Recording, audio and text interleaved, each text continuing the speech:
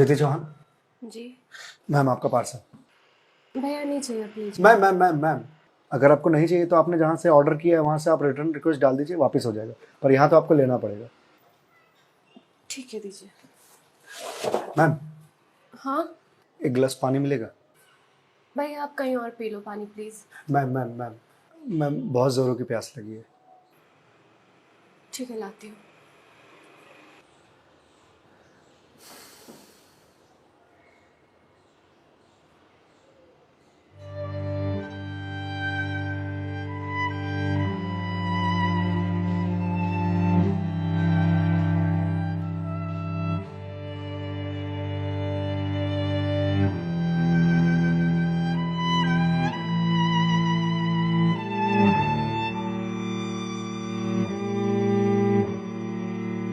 लीजिए लीजिए भैया, देख क्या रहे हैं?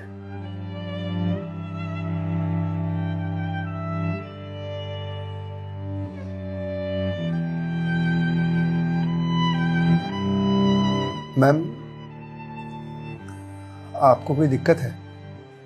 मतलब आप किसी परेशानी में हैं?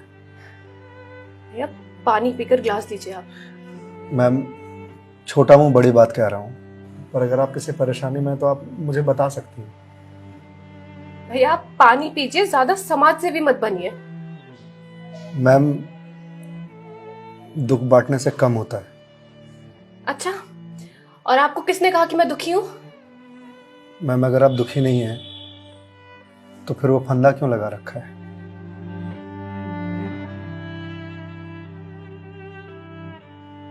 मैम मैंने सुना है खुशियां बांटने से बढ़ती हैं और दुख बांटने से कम होता है। मैम बड़े से बड़ा दुख कम हो जाता है अगर आपके पास कोई सुनने वाला हो। मैम प्लीज़ मैम रोइए मत मैम। मैम देखिए ये तो मुझे नहीं पता कि आपको क्या परेशानी है, पर अगर आप मुझे बताएंगे तो शायद मैं कोई सॉल्यूशन निकाल पाऊँ। नहीं, कोई मेरे लिए कुछ नहीं कर सकता। मेरे पास अब मरने के अलावा कोई ऑप्शन नहीं है। मैम ऑप्शन तो ढूंढने से मिलता है ना। आप एक बार मुझे बताइए ना, शायद मैं कोई जीने का ऑप्शन ढूंढ पाऊँ आपके लिए। क्यों बताऊं तुम्हें?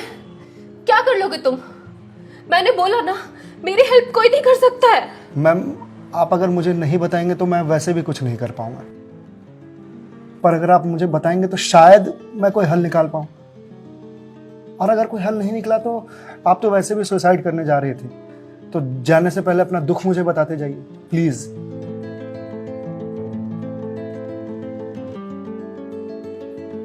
Please ma'am.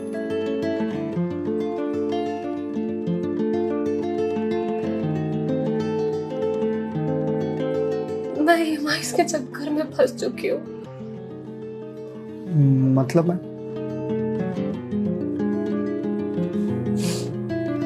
कुछ साल पहले एक कोर्स के लिए मैंने लोन लिया था, फिर उसके कुछ वक्त के बाद एक और लोन, और ये लोन का सिलसिला यूं ही चलता गया।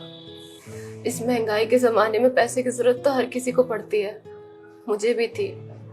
मैंने प्राइवेट कंपनी से भी लोन लिए, ज्यादा ब्याज पर, और अब मैं उन्हें चुका नहीं पा रही हूँ। क्यों मैम, आपके पास जॉब तो होगी ना? जॉब थी, पर मैं जिस कंपनी में जॉब करती थी उस कंपनी ने मुझे ये कहकर टर्मिनेट कर दिया कि फाइनेंशियल लॉस के कारण वो मुझे और मुझ जैसे कुछ एम्प्लॉयज को सैलरी नहीं दे सकते। तो मैम आप किसी और कंपनी में ज्वाइन कर लो, बहुत सारी कंपनीज हैं यहाँ तो। तुम्हें क्या लगता है मैंने अप्लाई करने का ट्राई नहीं करा होगा? जॉब नहीं खोजी होगी? बहुत की थी, पर इस रिसेशन के जमाने में जॉब मिलना कितना मुश्किल है कि तुम जैसे डिलीवरी बॉय को क्या पता।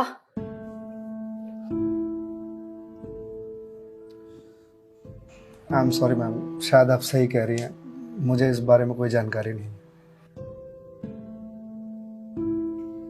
जॉब जाने के बाद मेरे से चीजें हैंडल नहीं हो रही हैं। बैंक से रोज कॉल्स आते ईएमआईज़ भरने के लिए, और प्राइवेट कंपनी वाले फोन कर कर के धमकियां दे रहे हैं। मैं इस लोन के जंजाल में फंसती चली जा रही हूँ, और अब मेरे पास सुसाइड के अलावा कोई और ऑप्शन नहीं है। मैम ऑप्शन क्यों नहीं है? आप ये बात अपने घर में बता सकती हैं, अपने पापा को बता सकती हैं। नहीं, मैं ये बात अपने पापा को नहीं बता सकती। क्यों मैम? मेरे पापा रिटायर हो चुके हैं, उनके ऊपर पहले से घर की बहुत रिस्पॉन्सिबिलिटीज है। वो मेरी शादी के लिए पैसे भी जोड़ रहे हैं। मैं उनसे किस मुंह से पैसे मांगू? मुझे पढ़ाने के लिए, बाहर भेजने के लिए उन्होंने ना जाने रिश्तेदारों से कितने ताने सुने होंगे। और अब जब मैं उन्हें ये जाकर बोलूंगी तो लोग क्या कहेंगे? मैम पैसे आपको अपने पापा से मांगने हैं या लोगों से? पापा से लेने हैं। तो फिर अब लोगों का क्या है? लोगों का तो काम है कहना, वो तो कहते रहेंगे। पर मैं किस मुंह से जाके अपने पापा को ये बोलूं? किस मुंह से मांगू पैसे उनसे? जिस उम्र में मुझे उनका बोझ उतारना चाहिए, सहारा बनना चाहिए, उस उम्र में मैं उन पे ही बोझ बनूं?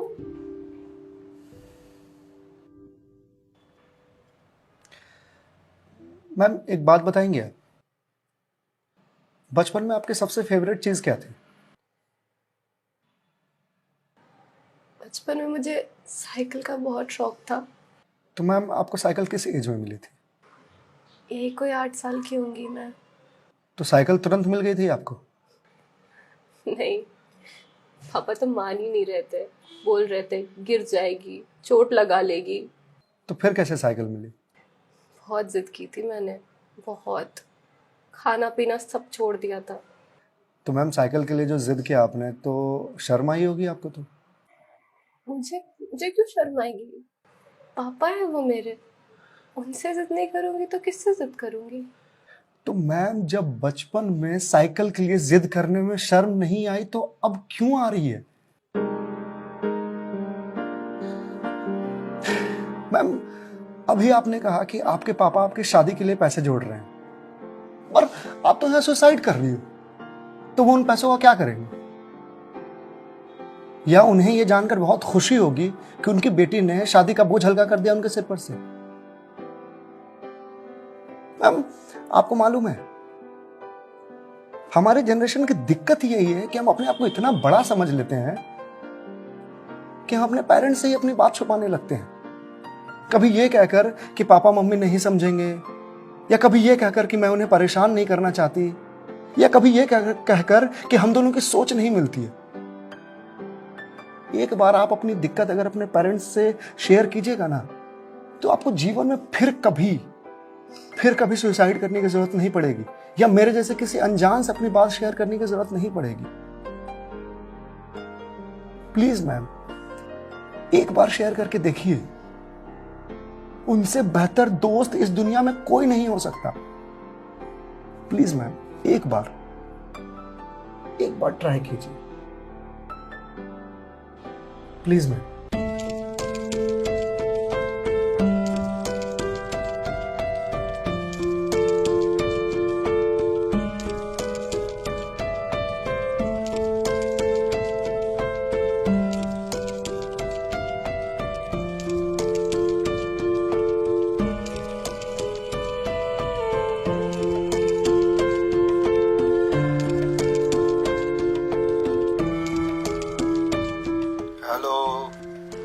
हेलो पापा। हाँ दीदी बोल, कैसी है बेटा? पापा मुझे आपसे कुछ बात करनी है। हाँ बोल ना बेटा। पापा मैं क्या हुआ बेटा? पापा मैं बहुत परेशान हूँ। हाँ तो मुझे बता ना, किस लिए परेशान है? अदिति बेटा रो क्यों रही है, बता ना क्या बात है? पापा वो मैंने बैंक से लोन ले रखा था ना,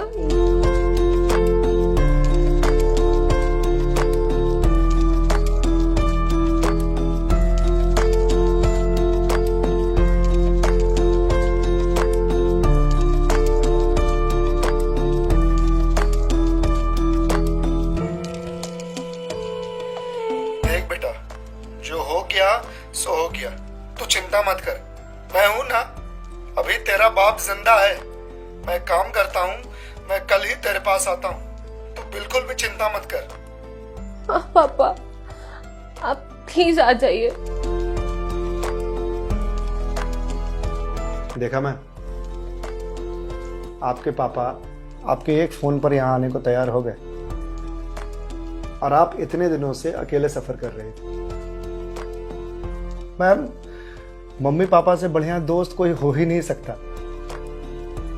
आप एक बार उन्हें दोस्त बना करके तो देखिए। आप सही कह रहे हैं भैया, मम्मी पापा से अच्छा दोस्त कोई नहीं हो सकता है। Thank you. It's okay ma'am, ये लीजिए क्लास। वंस अगेन भैया, thank you so much. It's okay ma'am, bye. Ma'am, जी मेरे पास आपके लिए कुछ है, यहीं रुकिएगा, मैं थोड़ी देर में आता हूँ।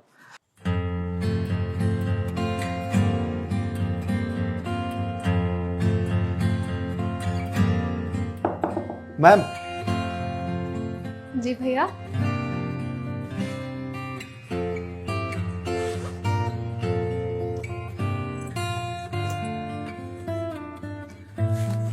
मैम, ये आपके लिए। भगवत गीता? जी मैम। मैम, 2020 का साल मेरे लिए बहुत बुरा था। कोरोना में मेरी जॉब चली गई।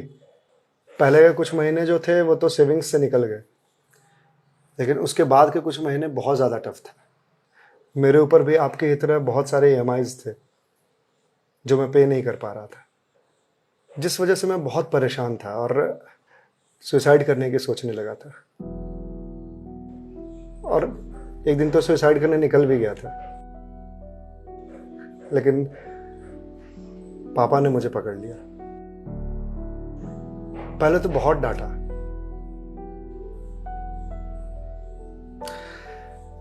फिर उसके बाद सीने से लगा करके कहा कि तू चिंता क्यों करता है, मैं हूं ना। उन्होंने ही मेरे सारे बिल्स पे किए और उसके बाद ये भगवत गीता दिया मुझे और बोला, बेटा जीवन में जब भी कोई परेशानी आए, किसी चीज का हल ना मिले तो ये पढ़ लेना। इसमें जीवन की सारी परेशानियों का हल तुझे मिल जाएगा। और मैम, वो दिन है और आज का दिन है। आज जिस कंपनी से मैं आपको डिलीवरी करने के लिए आया हूं वो मेरी ही कंपनी है। आपकी अपनी कंपनी है? जी मैम। कोरोना के बाद मैंने अपना स्टार्टअप शुरू कर दिया था जॉब जाने के बाद, क्योंकि जॉब मिल ही नहीं रही थी। तो अगर आपकी कंपनी है तो फिर ये डिलीवरीज आप क्यों कर रहे हैं?